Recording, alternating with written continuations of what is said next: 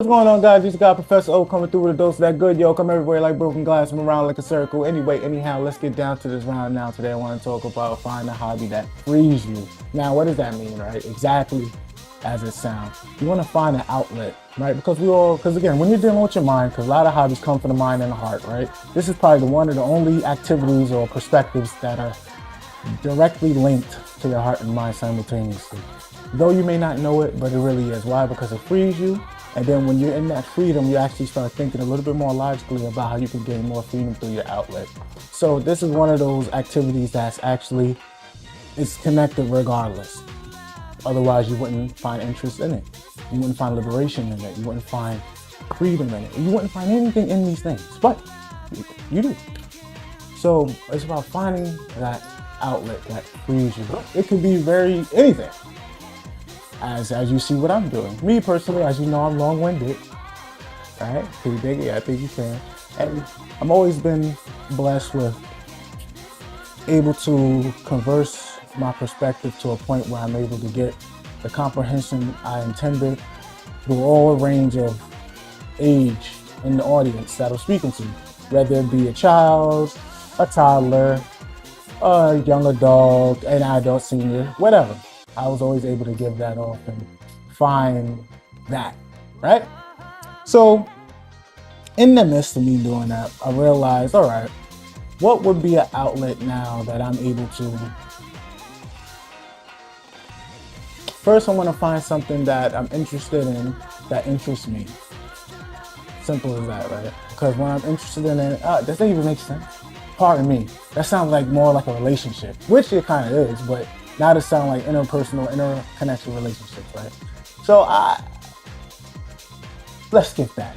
I started thinking ahead. Anyway, I got the book here. I've written down my points. Again, who writes a script? Clearly I do. So let's get involved, right? Find a hobby in the midst of handling your business that releases stress and frees you. That in itself is what it is. Why? Because again, when you're dealing with priorities, obligation, normal day-to-day life, it may be a job, family, house, whatever the case may be, you want an outlet that can be able to not only relieve the stress, but keep your creativity at a high level so that perspective is always fresh and healthy.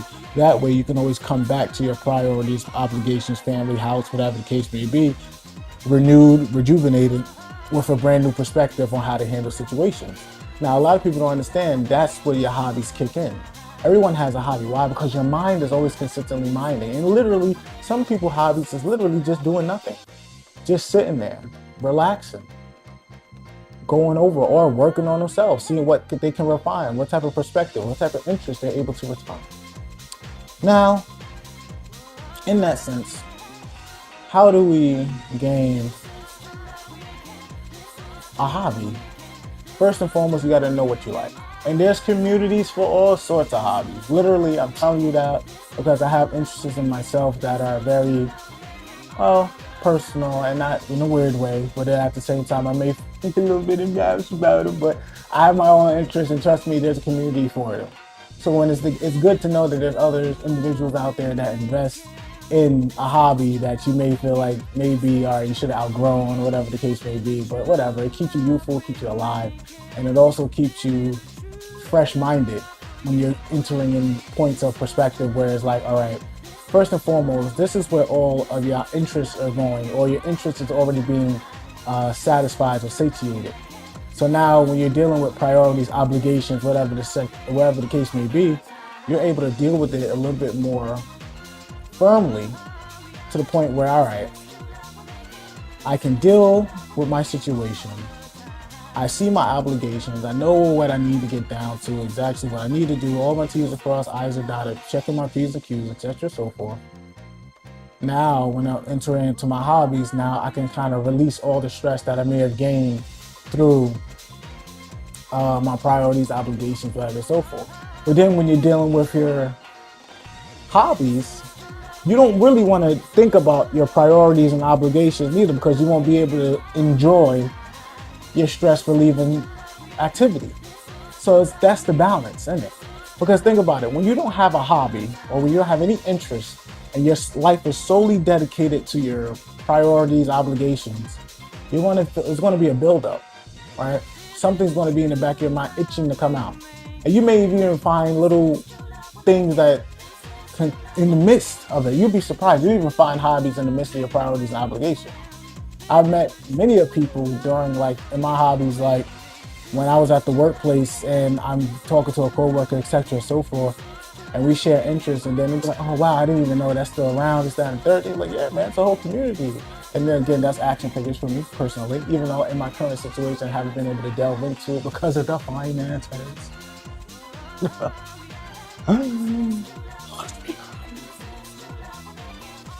And it's such a fine time for action figures. You do not understand the articulation. It's so great. I digress.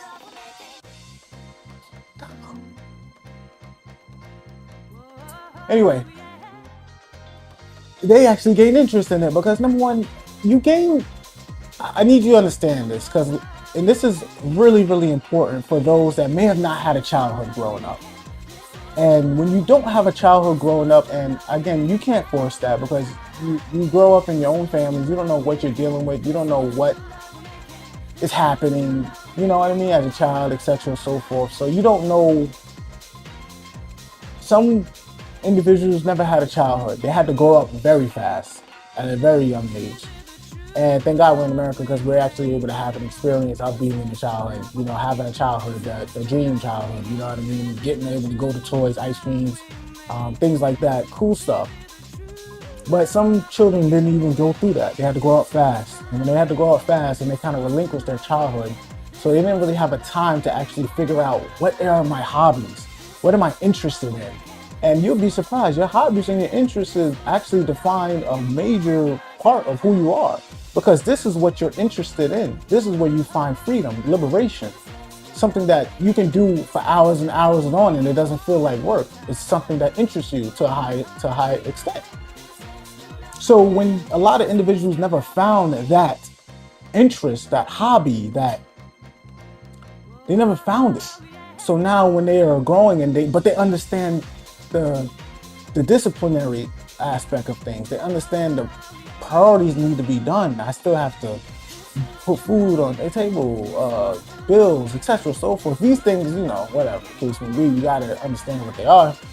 But when people are able to handle those situations, but they never had a chance to actually find themselves, unfortunately, they don't know how to actually find themselves. Because when you're a child, you gain the freedom of time.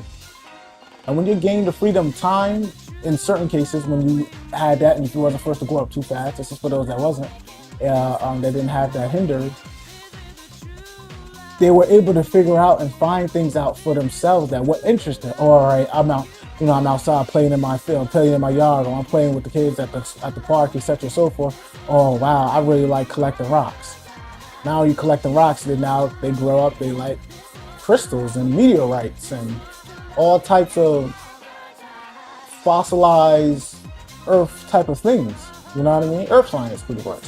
Or maybe they wasn't even like that. Maybe they like playing, you know, little kid games, tag, red light, green light, etc., so forth, all that dumb extra stuff. As a child, then they grow up, they may like doing parkour. They may like doing physical activities. They may have taken up hiking. They may have taken up many other things, you know, I digress. Or then you have the geeks, as you know, who was one of those.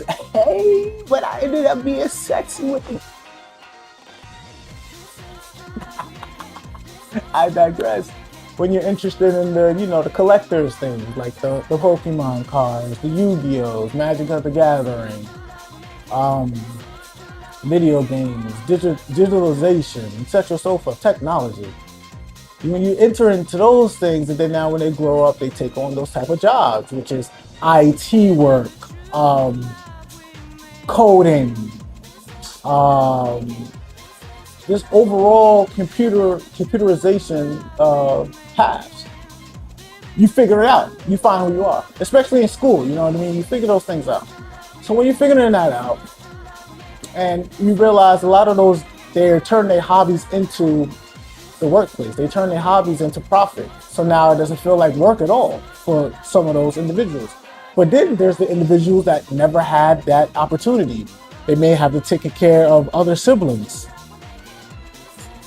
They may have to be actually a crutch at the home. You know what I mean? Maybe all parents are working and now they have siblings they got to take care of. They got to watch their baby sister or baby brother, etc., so forth, So they didn't really have a time to actually figure out what they like, because that childhood, they'd given their childhood to their sibling, you know? So now they had to force, but you got to also realize, just because you give your childhood to your sibling, they still have that mind of a child, because the mind is still growing, it's still yearning, it still wants to be adult, it still wants to be a child, it wants to be a kid, it wants to explore. But then they had to live vicariously through their little siblings, through their brothers, their sisters, their nephews, their nieces, whatever the case may be. Or maybe they didn't even have any siblings and they was the only child. And now at the same time, they may have not had the financial means. So now, not only that, then maybe they still had to be a crutch for the workplace, where now they got to worry about other little things. It's a whole bunch of situations. I'm just giving examples here. But I think you understand just that certain other kids that are out there didn't have a childhood. They didn't understand what it took, you know what I mean, to actually just be a child, to just let go, be free, just think. Let go of thinking, let go of calculating, such and so forth. Now, these are traits that are extremely important for when you become an adult. But you also got to find a balance, because if you do not realize this, you're in, especially if you're in, America, where everything is about, entertainment, and everything's about fun and entertainment in America. Simple as that. But it's also about business as well. It all depends on your perspective and how you're able to perceive it. So it all depends on your, what pendulum you swing on to what side. Now,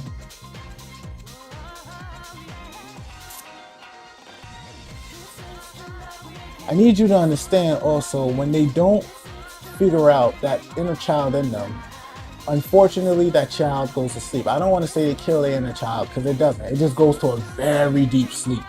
And then now that adult version had to kick in, and then now they develop from their adult version, but they're not developing properly because they didn't go through the stages to understand when it's time to be an adult and when it's time to be relaxed. Then that's when you got the stiff necks, the ones that, they don't play, they're all about business, which is a good thing, you know what I mean? You want to be taken very seriously, but you also want to have empathy. You want to be able to empathize with your crowd. This is when you becoming a well-rounded individual. And if you didn't have a childhood and you're dealing with others who had a childhood, you won't understand the fact that just sometimes you just gotta smile. And it isn't about it's not a smile like, yo, look at me, I should be happy. It's not about that. It's about smiling just sometimes like, yo, you're present. You're here. That's it. You may have a whole bunch of stuff on your plate. You may have a whole bunch of things that's going on in the background. But at that point in time, still, you're here. You're present.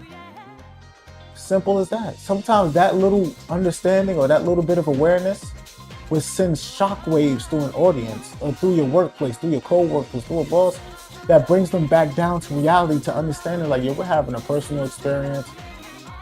That's just what it is. Simple as that. It may not be personal, we're having a general experience. That's it. You gotta learn how to empathize.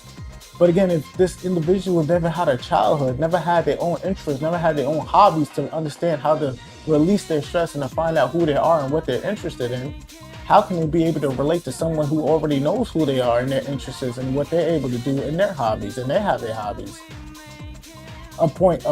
Their own personal point of expression. If they don't know it, how can they relate to it?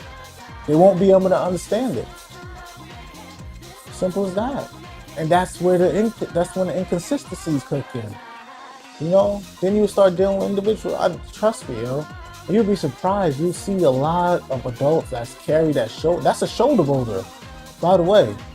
You see a lot of adults carry that shoulder boulder. They carry that.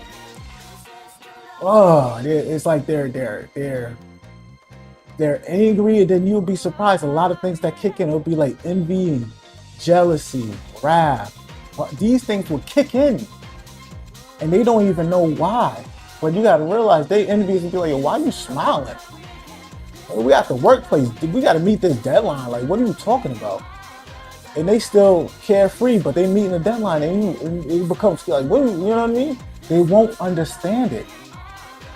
Because again, they see something that's shining in you. Again, I talk about it, that eureka and aha moment. It's not the more so like aha or eureka. It's when that light turns on And then when that light turns on, they don't like that their own light's been turned on because now they see something that they lack, or they see some filth. And in this case, they see something that they lack. What are they so carefree about?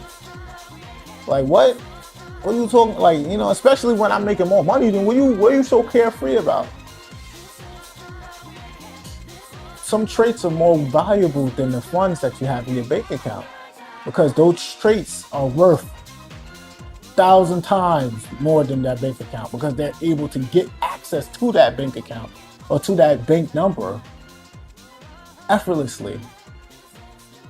And they won't understand it. They can't understand it because they didn't have a point in time where they was able to experience themselves freely.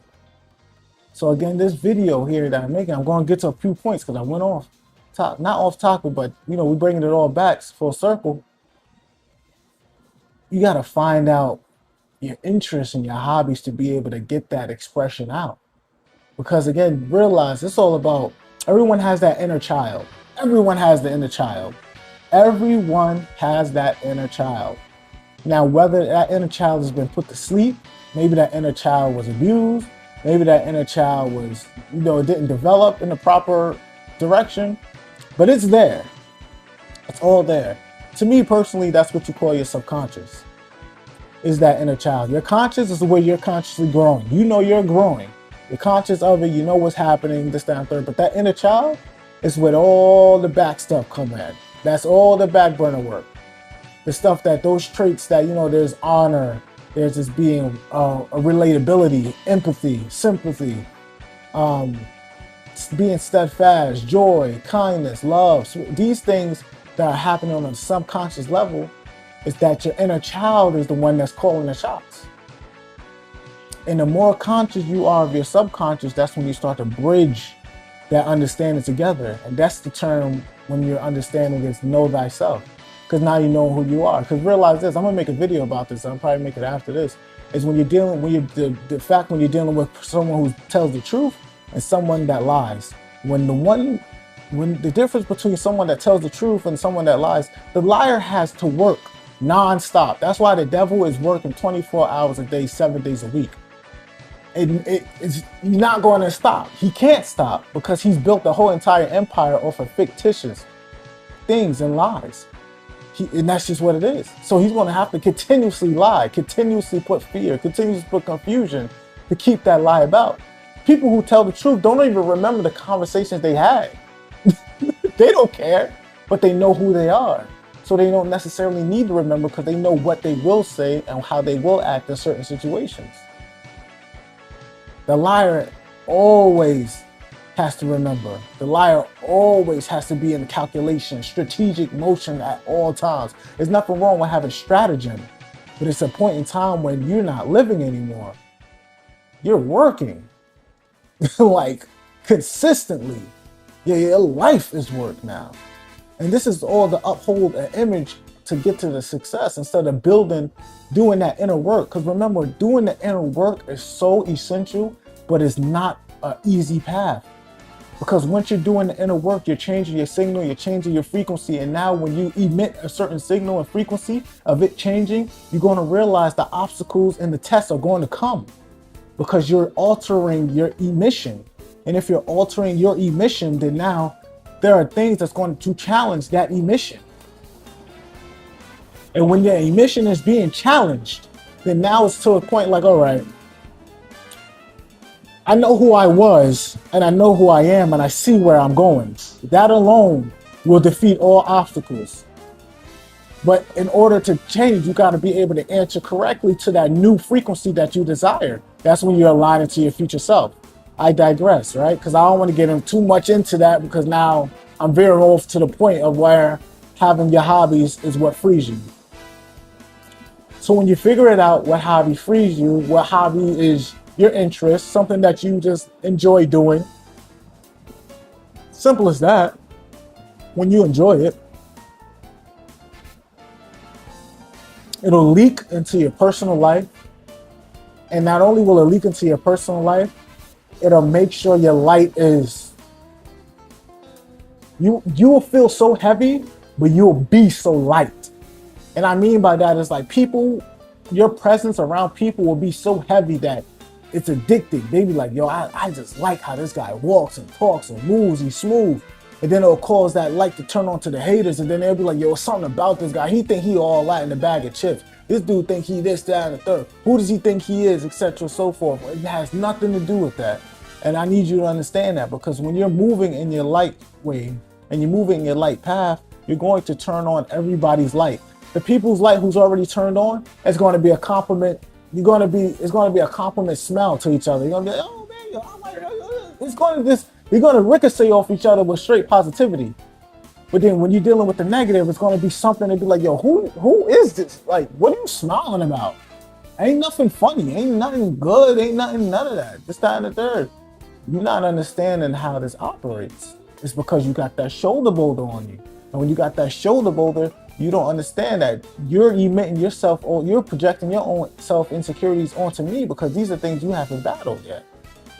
Anybody that has a point of view to look at somebody else and say, yo, what are you smiling about? That means they're personalizing someone else's happiness.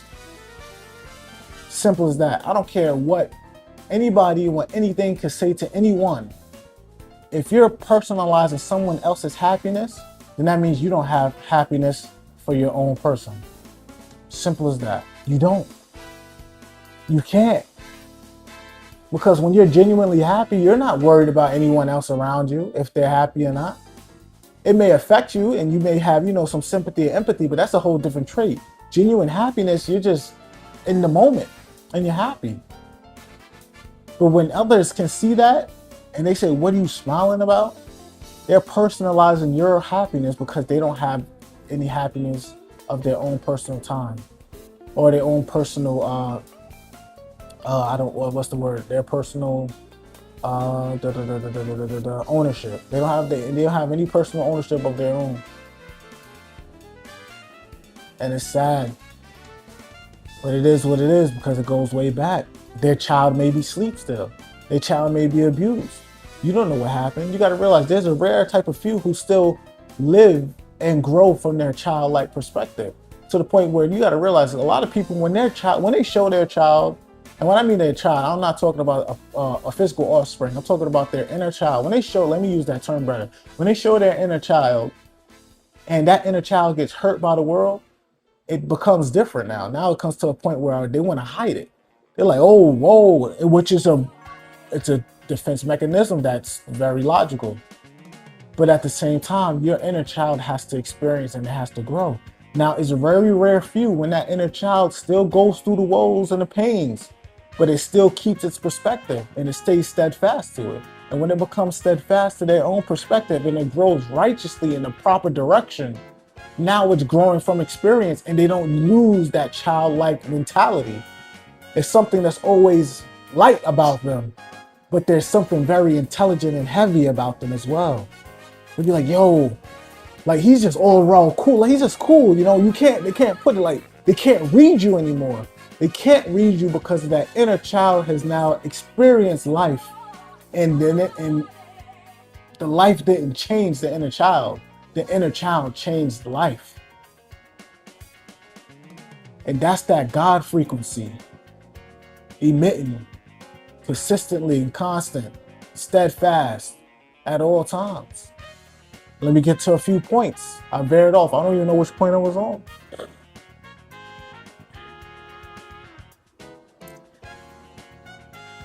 I think I said that. Yeah, this is something I definitely want to put. Now, this is a healthy way of what I call organized clutter. Now I want to get a little bit more into the mind. Now, the mind is always constantly working. Simple as that. The mind wants to work. It's minding. This one would be like, you minding my business. You know what I mean? It's working towards a certain topic. That's what the mind likes to do. The mind, it doesn't feel like, it just doesn't want to stop. It just wants to keep going and going. It wants to find a topic. This is when you start to experience fear, or you start to experience anxiety and anything. Why? Because the mind just wants to figure things out. It doesn't matter what it is. It wants to overcomplicate a situation. It just wants to be, you know what I mean? It wants all of the feel good. It wants it all, this, that, and the third, but it just wants to keep moving. And this is where your hobbies and your activities and your personal interests gives it something to do while it's also complementing your sanity. Because the mind, this is what I call organized clutter. Because think about it, your hobbies and interests, they're very fun and they're very good and they're very liberating. But these are things you truly don't need. This is just to help you have an outlet in the day-to-day life. But you don't need these hobbies because God didn't put you on this planet to even have hobbies and interests. This is just the benefits of being here and in America. And I'm going a little bit deep, you know, down to the more quaint protocol. But that's what literally, you know, you want. You know what I mean? So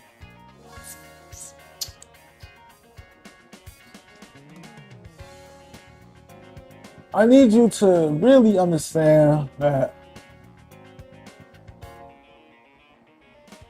you don't need them. You don't. But it's kind of like a trick to the mind. Organized clutter. So it can keep working on something a little bit more positive. So now the mind wants to work. All right, fine. Let's give it a little topic that's going to work to our benefit. So now it's not stressed or overworked when it's time to deal with priorities and obligations. When I'm in the regular day life that pays for my hobbies, etc., so forth, and interests, etc., so forth, right?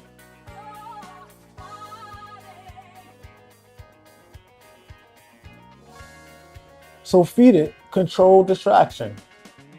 It's a distraction and it's controlled because you're choosing what's distracted. And then once these things are organized and once these things are in full play, you start to learn more of who you are and what you like. You're like, yo, you know what? I actually like doing this. This is fun. This, that, and the third. Even look at my interests. Like, look at my videos point of view. I'm literally making these videos to talk to myself. And for those who actually able to relate and who like what I have to say. Simple as that. But most of the time and genuine other times, it's usually me to me. You see the views that I'm having currently at this time. But I do believe, God's willing, in the future it's going to be a whole bunch of views because I'm sexy. And they like to hear what your guy has to say. Yeah, can you dig it? I think you can. And that's it. That's it. We're going to wrap it up with that. A little bit long-winded, but I told you I'm long-winded. Oh, yeah. Anyway, again, this message is for the adept out there, for the pro fish and e-fish and subfishing, the one that's always doing it and never losing it, that's growing, that's glowing, that's going at all times. Keep it up, keep it up, keep it up. Oh, remember, see good, think good, do good, and everything will be good because it's all good. Can you dig it? I think you can. And for the haters out there that love looking at your boy, make sure you look at my good side because you know I am sexy. Yeah. Peace, love, and light, guys. I'll catch you guys in the next video.